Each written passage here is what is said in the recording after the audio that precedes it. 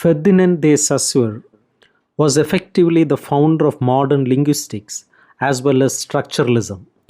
Prior to Saussure, the predominant modes of analyzing language were historical and philological.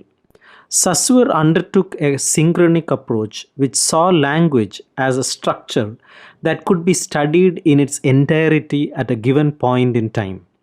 Firstly, he denied that there is somehow a natural connection between words and things. This view of language also challenges the view of reality as somehow independent and existing outside of language, reducing language to merely a name giving system. We build up an understanding of our world by means of language and view the world through language. Secondly, Saussure argued that language is a system of signs in relation. No sign has meaning in isolation. Rather, its signification depends on its difference from other signs and generally on its situation within the entire network of signs. Finally, Saussure made a distinction between two dimensions of language: langu, which refers to language as a structured system grounded on certain rules, and parole, the specific acts of speech or utterance which are based on those rules. In his course in general linguistics, Saussure explains that it is langu, not the acts of speech, which must be the object of scientific investigation. Indeed, the science of language is possible only if many elements of speech are excluded. Language is outside of the individual who can never create nor modify it by himself.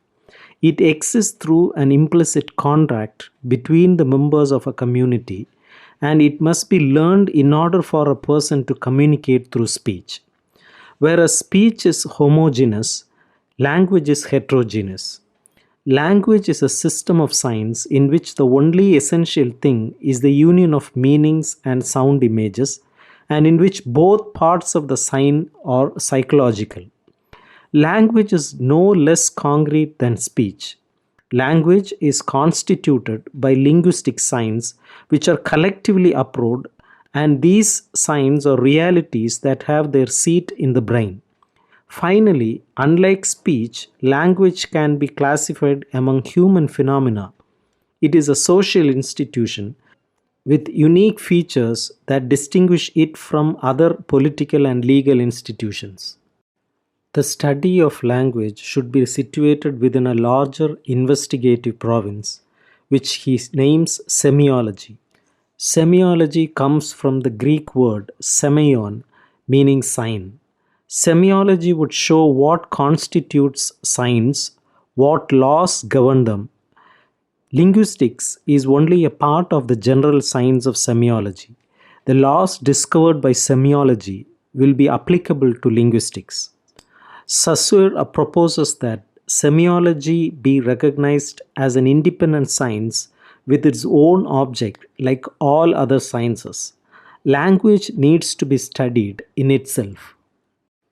The sign unites not a thing and a name, but a concept and sound image. The latter is not the material sound but the psychological imprint of the sound, the impression it makes on our senses.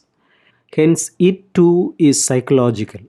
Sign designates the whole construct, signified designates the concept, and signifier designates the sound image.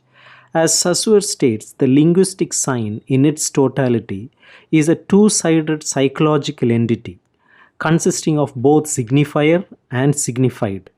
The sign as a whole refers to the actual object in the world.